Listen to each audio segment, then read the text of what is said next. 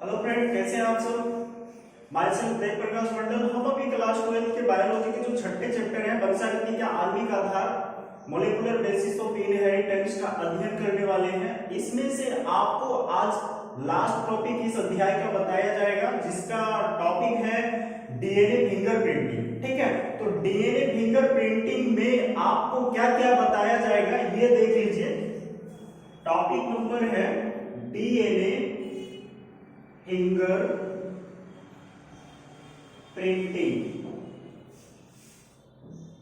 इसको हिंदी में उंगली छापन विधि भी बोला जाता है। यह विधि में हम आज सीखेंगे डीएनए फिंगर प्रिंटिंग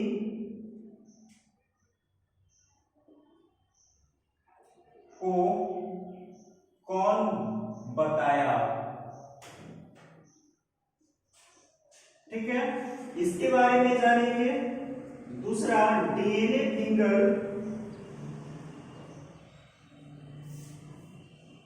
प्रिंटिंग का आधार जानेंगे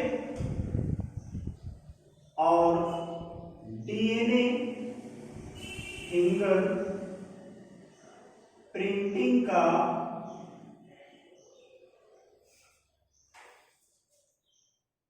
डीएनए फिंगर प्रिंटिंग की क्रिया विधि जानेंगे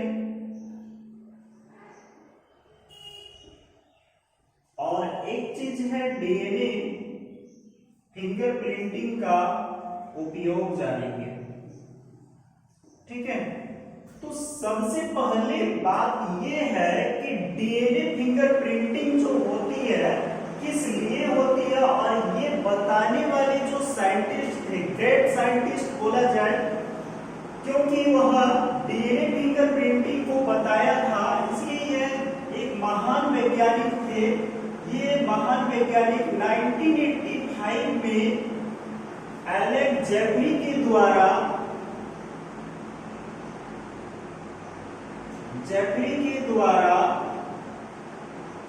डीएनए फिंगर प्रिंटिंग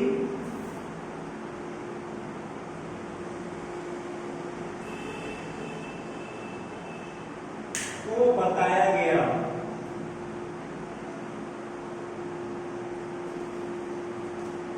ठीक है, तो डीएनए के फिंगर प्रिंटिंग को बताने वाले जो साइंटिस्ट थे वो एलेन जेफरी हैं। वह बताए थे कितने सेशन में, 1985 में। ये मन में याद रखिएगा, यहां से क्वेश्चन पूछा जाता है, चाहे वो नीट की एग्जाम हो या फिर आपके बोर्ड की एग्जाम हो। 1985 में एलेन जेफरी के द्वारा उंगली छापन विधि को बताया गया था। ठीक है, अब इसमें से क्या है डीएनए फिंगर प्रिंटिंग का आधार। तो थोड़ा सा हम आपको बता दें कि ह्यूमन में जो क्रोमोसोम होते हैं ना, ह्यूमन में क्रोमोसोम की संख्या जो होती है वह संख्या 46 होते हैं। इसके आधे जब करेंगे, मतलब ये जो है डीएनए फिंगर प्रिंटिंग की विधि जो होती है, इसका 50% यानी 23 पेयर्स में ही काम करते हैं। सॉरी, ये 23 पेयर्स में पाए जाते हैं, लेकिन क्रोमोसोम 23 ही होते हैं, यानी हैप्लॉइड में काम करते हैं। ठीक है, तो ये क्रोमोसोम किसमें अगुणित विधि से कार्य करता है डीएनए फिंगर प्रिंटिंग में। अब हम आपको ये बताने वाले हैं कि ह्यूमन में क्रोमोसोम का जो 23 पार्ट्स है इसी में काम होगा। अब जो है ना, ये भी हम बताए थे शायद आपको कि डीएनए का जो है, डीएनए ह्यूमन में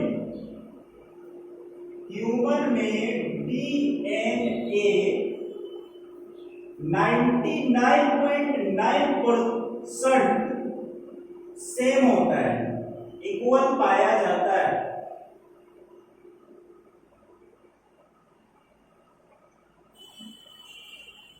इस तरह के डीएनए मतलब क्या, एक ह्यूमन में और दूसरे ह्यूमन में दोनों में सेम डीएनए पाए जाएंगे। यानी 99.9% डीएनए ऐसे होते हैं जो सारे ह्यूमन में पाए जाते हैं। ठीक है, इस तरह के यानी 99.9% डीएनए को बल्क डीएनए कहा जाता है।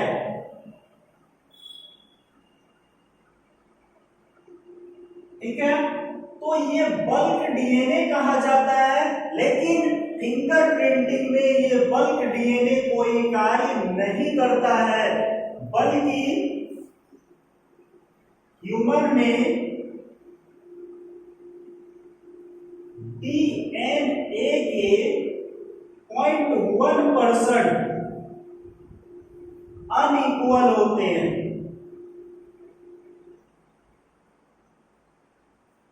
यही अनइक्वल होने के कारण डीएनए एक ह्यूमन, दूसरे ह्यूमन, तीसरे ह्यूमन सारे का डीएनए अलग अलग होता है। तो इस अनइक्वल यानी 0.1% डीएनए को क्या बोला जाता है? तो 0.1 मतलब क्या? जो डीएनए ह्यूमन में चेंजेस लाते हैं उस डीएनए को सैटेलाइट डीएनए कहते हैं। सैटेलाइट डीएनए कहते हैं। हमने आपको बता दिया था कि सैटेलाइट डीएनए कितने टाइप के होते हैं। तो सैटेलाइट डीएनए जो होता है ना वो दो टाइप के होते हैं। एक होता है मिनी सैटेलाइट डीएनए और एक होता है micro satellite DNA. Micro satellite और मिनी सैटेलाइट में बस थोड़ा सा ही डिफरेंट है। क्या है कि मिनी सैटेलाइट का डीएनए जो होता है वो इस टाइप के हैं और ये जो है इसका जो भाग होता है इसमें से नाइट्रोजन बेस का जो पेयर होते हैं 10 से 50 तक पाया जाता है। इसमें मिनी सैटेलाइट डीएनए में 10 से 50 तक का एनबी पाया जाता है। ठीक है, जबकि माइक्रो सैटेलाइट में 50 से 100 तक का पाया जाता है, एनबी पाया जाता है। इसीलिए इस डीएनए यानी माइक्रो सैटेलाइट डीएनए को STR बोला जाता है। STR का आप सबको ये भी पूछा जाएगा कि STR का फुल फॉर्म क्या है, देन कब बनाना है आपको? Short tandem repeats. ठीक है, तो शॉर्ट टेंडम रिपीट्स STR का फुल फॉर्म है। जबकि मिनी सैटेलाइट में 10 to 50 तक का नाइट्रोजन बेस पाया जाता है, इसीलिए इसको जो है VNTR कहा जाता है। तो VNTR का फुल फॉर्म है वेरिएबल नंबर टेंडम रिपीट। ठीक है, तो ये आपको पूछा जाएगा कि VNTR का फुल फॉर्म क्या है, देन बताना है आपको कि वेरिएबल नंबर टेंडम रिपीट्स, और STR का अगर पूछ ले तो शॉर्ट टेंडम रिपीट्स। ठीक है, तो इस तरह से आप ये जान गए होंगे कि डीएनए फिंगरप्रिंटिंग का आधार क्या है। तो 0.1% डीएनए जो होते हैं वही मूल आधार है, अर्थात सैटेलाइट डीएनए को मूल आधार माना जाता है फिंगरप्रिंटिंग में। ठीक है, तो ये भी आपको ऑप्शन में दिया जाएगा कि बताइए कौन सा डीएनए फिंगरप्रिंटिंग में अहम भूमिका निभाते हैं। अगर सैटेलाइट डीएनए ऑप्शन में नहीं रहा देन तब दिया रहेगा मिनी सैटेलाइट और micro satellite, then click then. तो उस समय आप मिनी सैटेलाइट और माइक्रो सैटेलाइट को क्लिक कर दीजिएगा। ठीक है, अब आपके सामने आया डीएनए फिंगरप्रिंटिंग की क्रिया विधि। अब इसके बारे में जानेंगे कि क्रिया विधि क्या होता है। थोड़ा सा हम एक चीज और बता देते हैं आपको कि कभी कभी जो होता है ना कि बच्चे में, माता में और पिता में, अगर पिता में माता में मान लेते हैं ये वाला डीएनए है जिसमें एडेनिन, गुआनिन, थाइमिन, साइटोसिन, फिर है एडेनिन, गुआनिन, थाइमिन, साइटोसिन। ठीक है, इस टाइप से है और फिर ये भी जाते हैं, फिर यहाँ पे ए की जगह जी आ जाते हैं, ए टी सी, मतलब ये एडोनिन, गुआनिन, एडेनिन, थाइमिन, साइटोसिन। तो यहाँ और फिर ये वाले भी डीएनए में देखिए यहाँ पे जी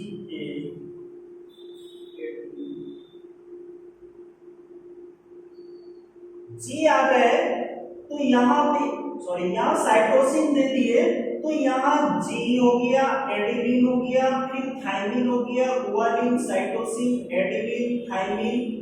इस तरह से जो नाइट्रोजन बेस होते हैं तो डीएनए में जो चेंजेस लाता है ये वाला देखिए, क्योंकि एडेनिन जो है वह थाइमिन के साथ बॉन्ड बनाता है, बशर्ते डीएनए जो है सिंगल चेंज होते हैं। ठीक है, इसको क्या बोला जाता है, एस, ये जो है बहुरूपता है, मतलब क्या, रिपीटेटिव डीएनए तो सैटेलाइट डीएनए है, लेकिन ये क्या है कि ये रिपीटेटिव नहीं होने दे रहा है, किसी भी डीएनए के सीक्वेंस में ये रिपीट नहीं होने दे रहा है, इसीलिए इसको जो है डीएनए की बहुरूपता कहा जाता है। ठीक है, तो ये है change of single tandem repeats, मतलब क्या है, इसमें से एक ही सीक्वेंस जो है नाइट्रोजन बेस का चेंज होता है। इस विधि को क्या बोला जाता है, इस विधि को बहुरूपता बोला जाता है, अर्थात डीएनए सिंगल न्यूक्लियोटाइड पॉलीमेरेजम्स को ही बहुरूपता बोलते हैं। ठीक है, अब हम क्रिया विधि में चलते हैं कि क्रिया विधि है क्या।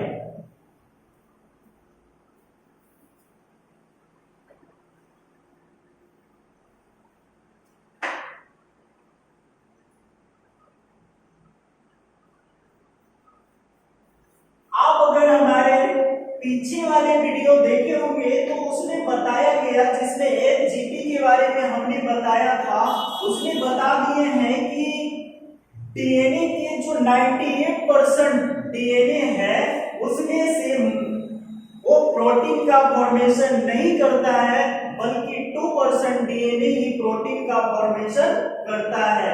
तो देखिए, क्रिया विधि जानने के लिए हमको क्या जानना है, सबसे पहले डीएनए का सोर्स जानना है। डीएनए का सोर्स, डीएनए का सोर्स मतलब क्या हो गया, कभी हो गया स्प्लिटिंग,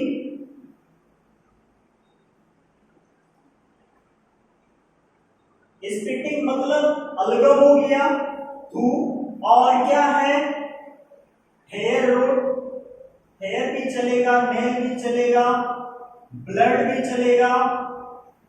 ये सारे सेल से डीएनए को लिया जाता है और इसी को अगर हम ले जाते हैं कहां पे, एक लैब में ले जाते हैं, और लैब में ले जाने के बाद इसको एक बीकर में रख देते हैं, यानी ब्लड हो, स्प्लिटिंग हो, कुछ भी हो, उसको किसमें रख देते हैं, एक जार में रख देते हैं, और जार में रखने के बाद यानी बीकर में रखने के बाद इसका जो है सेंट्रीफ्यूगेशन किया जाता है।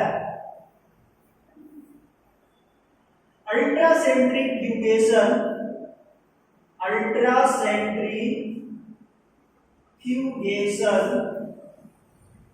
मशीन के द्वारा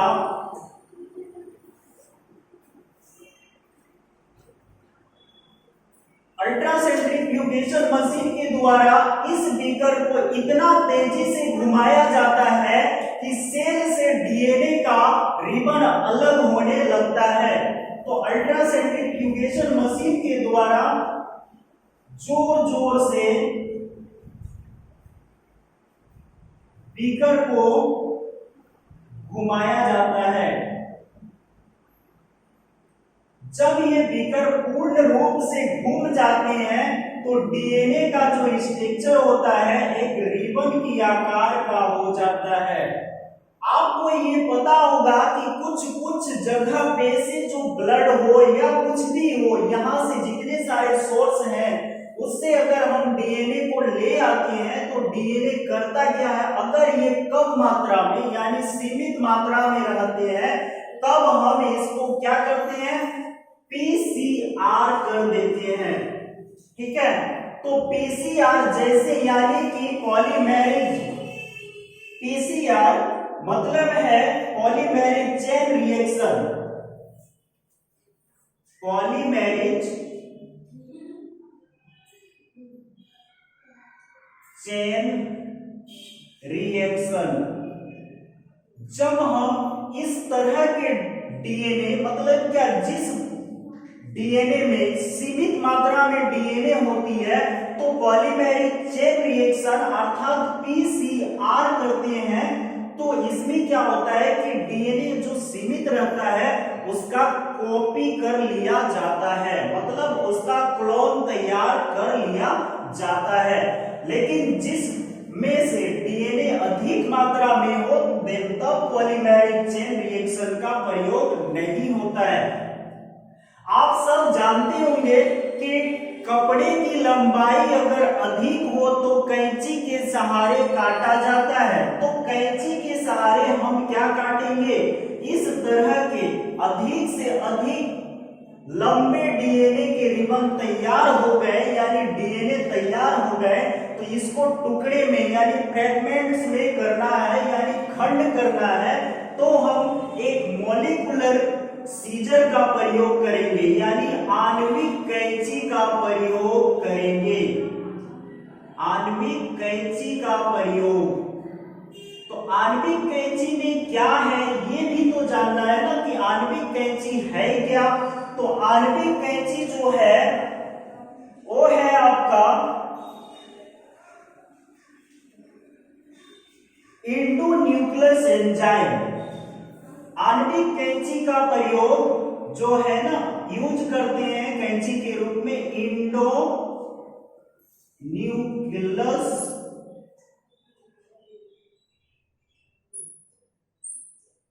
एंजाइम। जब इस एंजाइम से इस तरह के प्राप्त डीएनए को प्रतिक्रिया करते हैं तो ये डीएनए क्या होता है, छोटे छोटे टुकड़े में बदल जाते हैं यानी फ्रैगमेंट्स तैयार हो जाता है।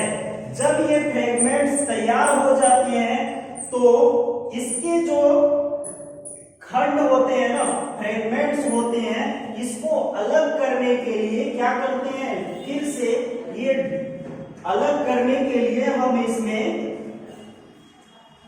जेल इलेक्ट्रोफोरेसिस का प्रयोग करते हैं।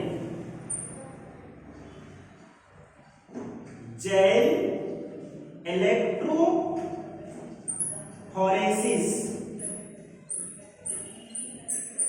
का प्रयोग करते हैं। जेल इलेक्ट्रोफोरेसिस एक प्रकार का मशीन होता है,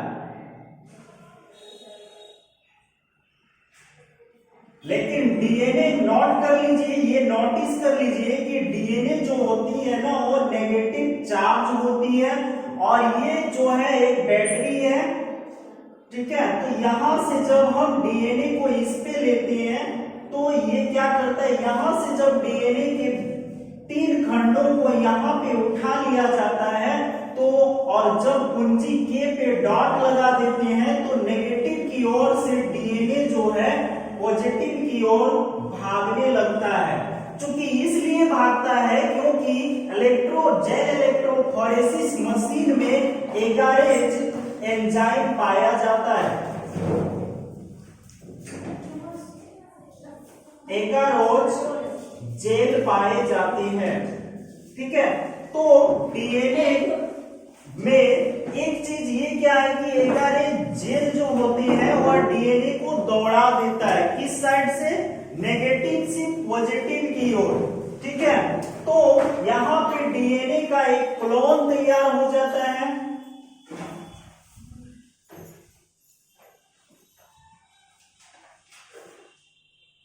उसके बाद फिर क्या होता है डीएनए का, उसके बाद जो है एगारेज जेल के कारण डीएनए का एक क्लोन तैयार होता है। अब हम इस खंड को यानी इस फ्रैगमेंट्स में क्या करते हैं, नाइट्रोसेल्यूलोज मॉलिक्यूलर से स्थानांतरित करते हैं। नाइट्रोसेल्यूलोज मॉलिक्यूलर पर ट्रांसफर करते हैं।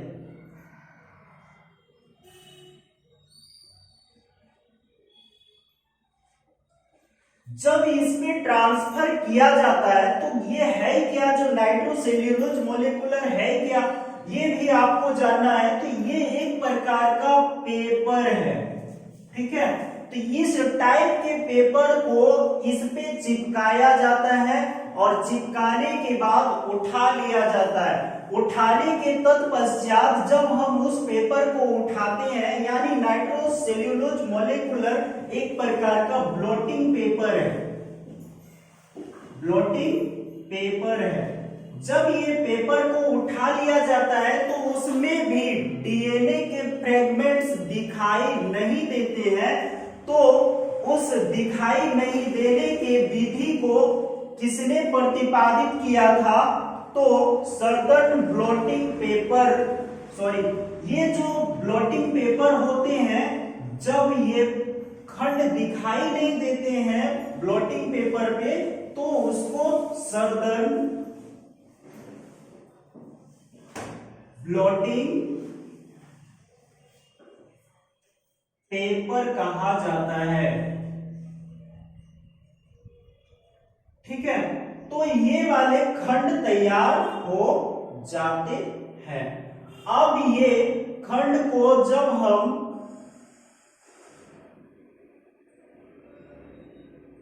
ये खंड को फिर कहां ले जाते हैं, एक्स-रेज, यानी हम हाइब्रिडाइजेशन करते हैं, hybridisation of radio active probe, hybridisation of radio active probe. जब हम रेडियो एक्टिव प्रोब पे ले जाते हैं तो क्या होता है, तो ये जो है रेडियो एक्टिव प्रोब है क्या, इसके बारे में भी जानना है कि रेडियो एक्टिव प्रोब जो होता है ना, लैब में बनाए गए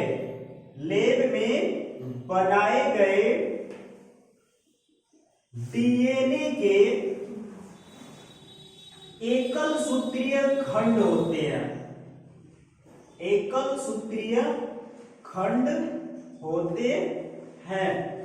अब बताइए, जब ये प्रोब है तो एकल सूत्रीय खंड क्या करता है, इस टाइप का, मतलब मान लेते हैं ये एडेनिन है, गुआनिन है, थाइमिन है और ये साइटोसिन है। तो हमारे पास ये प्रोब है, यानी कि लैब में बनाया गया ये खंड है। ठीक इसी खंड को सेट किया जाता है इस पे। तो इस पे जब हम रेडियो एक्टिव प्रोब के द्वारा ले जाते हैं तो ये फिर कहां जाता है, एक्स-रेज किट पर ले चले जाते हैं। उसको फिर प्रोब को एक्स-रेज किट पर ले जाते हैं और उसे कुछ क्षण के बाद क्षण के बाद उठाते हैं तो डीएनए के खंड का खंड चमक उठता है।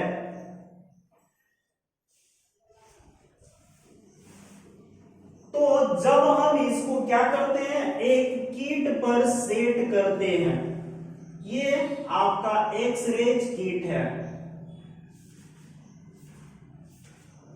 अब इसमें हम डीएनए के इस ब्लॉटिंग पेपर को जब डाल देते हैं तो हमारे पास डीएनए का फ्रेगमेंट्स तैयार हो जाता है जो चमकता हुआ प्रतीत होता है।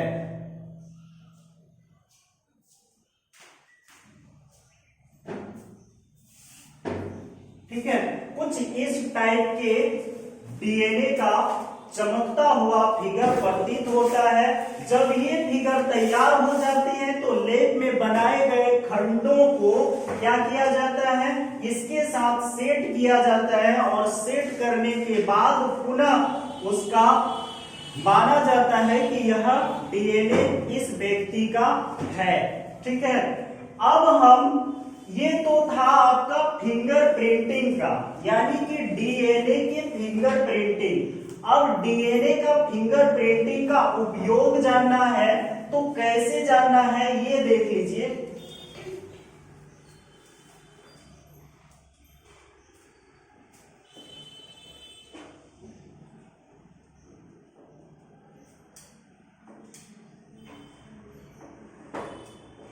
डीएनए फिंगर प्रिंटिंग का उपयोग कहां कहां होता है, तो डीएनए फिंगर प्रिंटिंग का जो प्रयोग होता है न्यायालय में जज के द्वारा इसका प्रयोग किया जाता है। चूंकि यह क्षेत्र जो है इसका क्या है वो देख लीजिए, इसमें विभिन्न प्रकार के आपराधिक मामला, इसका प्रयोग आपराधिक मामलों में किया जाता है, जैसे बलात्कार, कत्ल,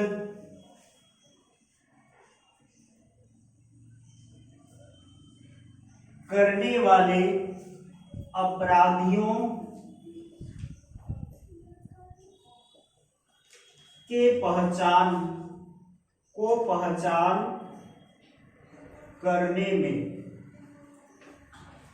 उसके बाद दूसरा प्रयोग है पैतृत्व और मातृत्व झगड़ों में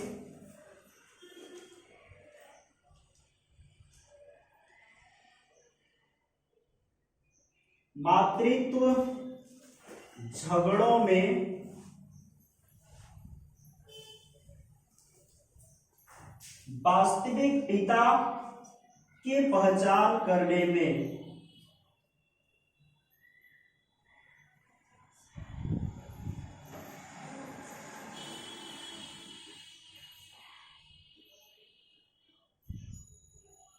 पिता को पहचान करने में।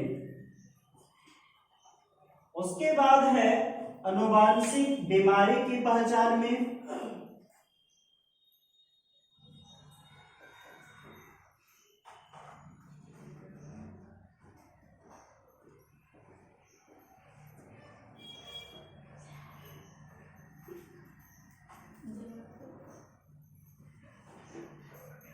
उसके बाद है मानव के वंशावली का अध्ययन करने में।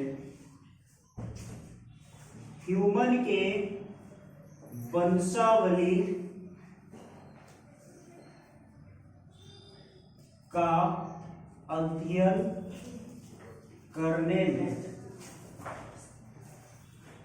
तो देखिए डीएनए का जो उपयोग है ना वो किस में होता है, तो डीएनए का उपयोग आपराधिक मामलों में किया जाता है, जैसे बलात्कार, कत्ल करने वाले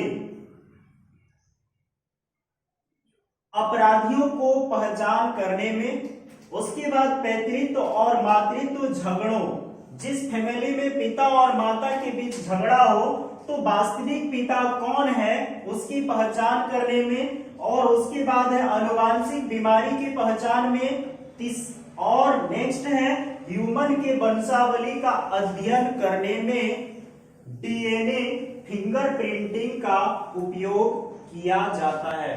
तो आज आपको हमने डीएनए फिंगरप्रिंटिंग को किसने बताया उसके बारे में बता दिए। डीएनए फिंगरप्रिंटिंग का आधार क्या होता है ये भी बता दिए।